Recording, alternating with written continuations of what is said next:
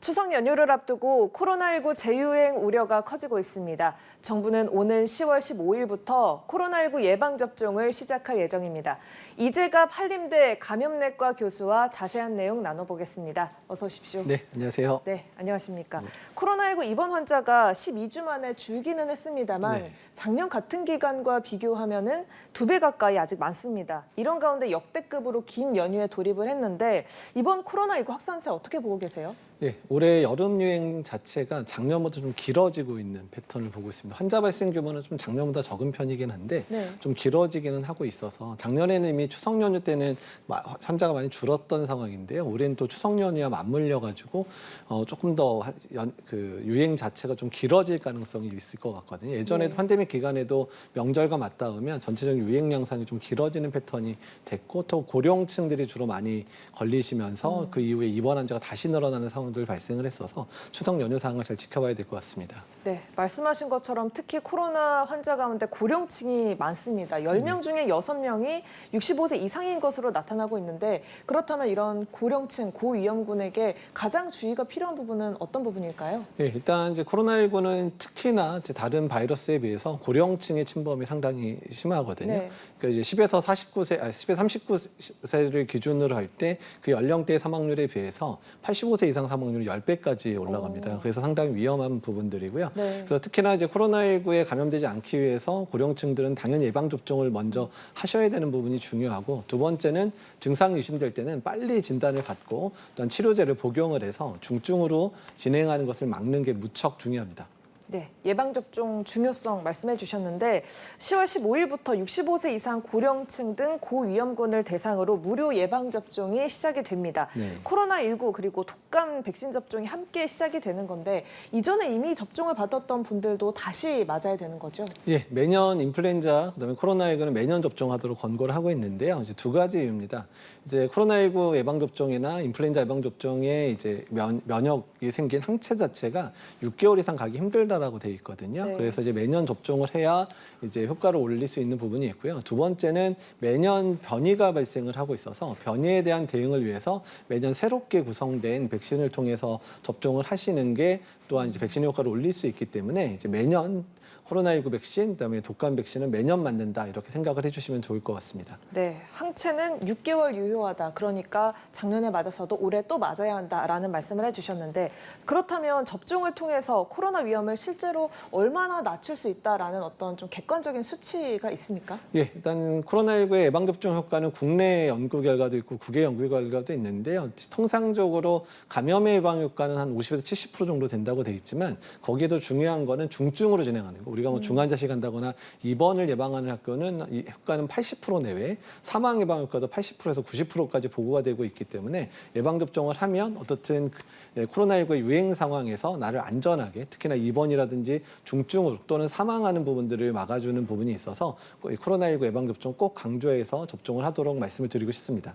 그러니까 예방 접종을 해도 걸릴 수는 있지만 중증으로 나아가지 않게끔 좀 방지하는 역할을 한다라는 말씀이시죠? 네, 그렇습니다. 예.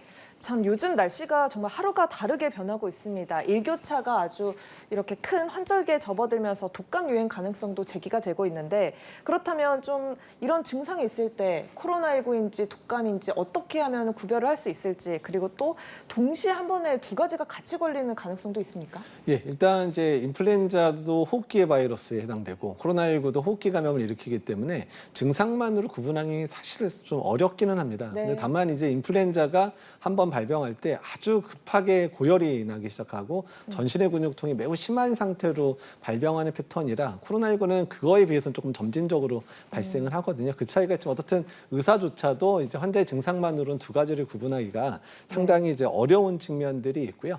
어쨌든 코로나19하고 이제 인플루엔자가 동시 유행할 수 있는 시기는 겨울철은 동시 유행할 수 있거든요. 특히 한 11월에서 12월 또한 그 다음에 6월, 3월까지는 코로나19랑 인플루엔자 동시에 걸릴 수도 있는데 최근에 나온 여러 가지 자료를 보게 되면 동시 감염이 됐었을 경우에 인공호흡기를 달 확률이 한 4배 정도 올라갈 수도 있고 사망률도 한 2배 정도 올라갈 수 있다 그래서 이 두 가지가 서로 상호작용하면서 훨씬 더 중증 감염을 일으킬 수 있다. 이렇게 보고가 되고 있습니다. 예, 그러니까 일단 초반에 증상만으로는 구별을 하기 어렵기 때문에 빠르게 병원을 찾는 게 중요하다고 할 수 있겠습니다. 자, 백신 이야기를 좀 해볼 텐데요. 독감 네. 백신은 매년 맞는 분들이 있지만 반면에 코로나19 백신은 좀 주저하는 분들이 많은 것 같아요. 아무래도 좀 백신의 효과라든가 특히 안전성에 있어서 불신이 좀 여전한 상황인데 또 최근 미국 질병통제예방센터 예방접종자문위원회에서는 코로나 백신 접종을 누구에게도 권장하지 말고 개인의 선택에 맡겨야 한다라는 권고안이 나왔다고 하거든요. 교수님 생각은 어떠세요? 일단 이제 안전성과 관련돼 있는 부분에 있어서는 이미 많은 분들이 백신을 맞아서 안전성에 대한 증명은 됐다라고 볼 수 있습니다. 이미 전 세계적으로 100억 회 이상의 예방접종이 이루어졌고 100억 회 정도라면 아주 적은 빈도의 그런 후유증들도 확인이 될 수 있는 정도이기 때문에 네. 이제는 분명하게 이 백신의 부작용인 건 확인이 됐고 또 그 외에 전반적인 안정성은 증명이 됐다고 보고 있고요. 최근의 데이터를 보게 되면 독감 백신이나 코로나19 백신이나 안전성이 큰 차이를 보이고 있지 않다라는 레포트들이 많이 나오고 있습니다. 다만 최근에 안타까운 부분들은 미국이 일단 65세 이상의 고위험군이라든지 일단 65세 미만이어도 중증 면역 저하자에 대한 예방접종 권고를 최소화하지는 않았고요. 네. 65세 미만의 이제 건강한 사람에 대해서는 원래는 예방접종을 권고를 했었습니다. 근데 이제 예방접종을 할지 안 할지 본인이 판단하는 건 아니고요. 의사와 상의해서 예방접종이 유리한지를 한번 판단하고 예방접종하라고 전체적인 예방접종의 스탠스를 약간 좀 뒤로 빠졌거든요. 근데 사실 이제 이 부분에 있어서는 사실 미국의 결정 자체에 매우 우려가 되는 측면이 미국이 예방접종 자문위원회 멤버들을 최근에 다 경제시켰습니다. 근데 그 안에 백신을 맞으면 안 된다라고 하는 일종의 안티백서라고 하는 그룹들에 해당되는 분들이 예방접종위원회에 들어왔고 심지어는 지금 현재 보건복지부 장관인 로버트 케네디가 안티백서의 아주 대표적인 인물이거든요. 그래서 특정 국가, 특히 미국이라는 국가에서 이제 백신을 접종하지 말자는 사람이 보건복지부의 수장인 부분, 또 그 사람이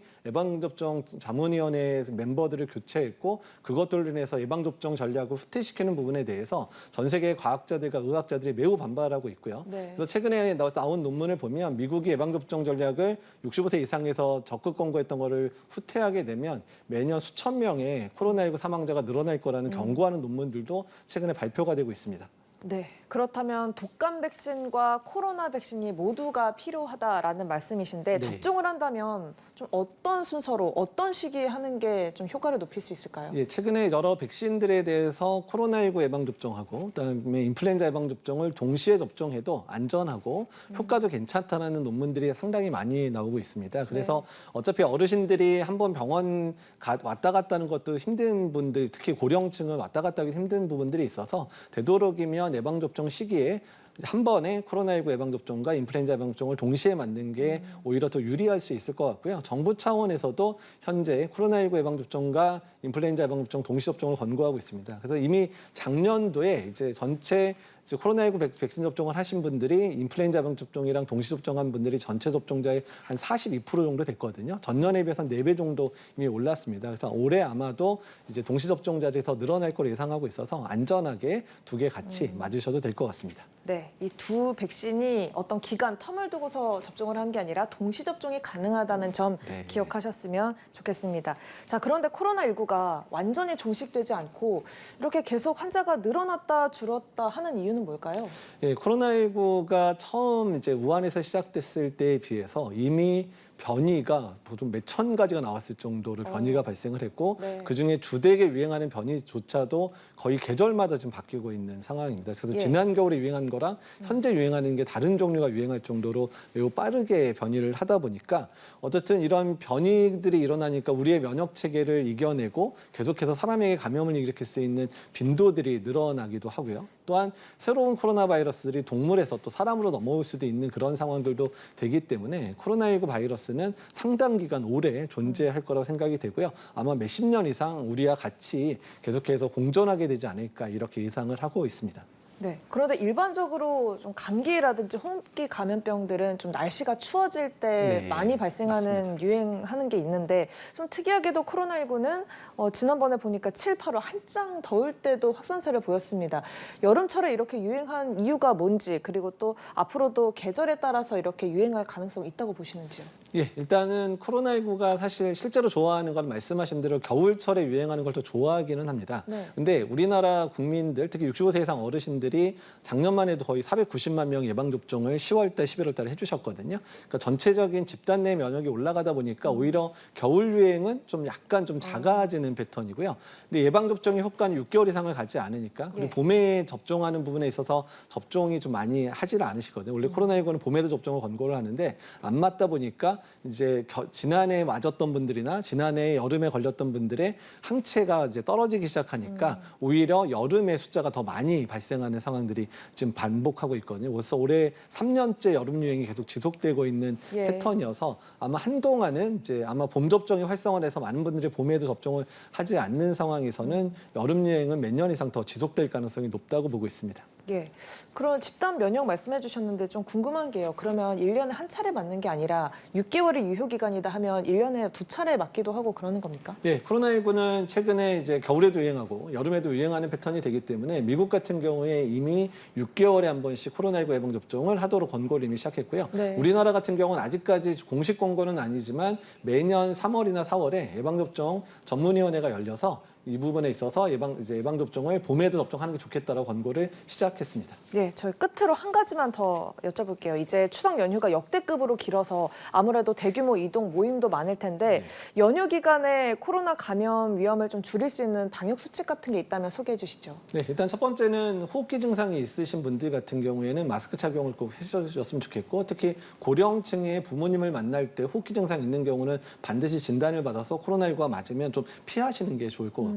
그다음에 고령층 어르신들 같은 경우에도 일단은 이제 그 어디 사람 많은 데를 간다든지 또 야외에 외출한다 그럴 때 이제 코로나19나 인플루엔자 유행할 시에는 마스크를 좀 착용을 해주시면 좋을 것 같고 특히나 이제 고향에 방문했는데 어르신들이 고열이 나거나 호흡기 증상이 있는 경우는 빠른 시간 내에 진단을 받고 치료를 받으시도록 해주시는 게 어르신들의 건강에 매우 중요할 것 같습니다. 네, 추석 연휴 기간에 코로나19 재유행 우려가 있습니다.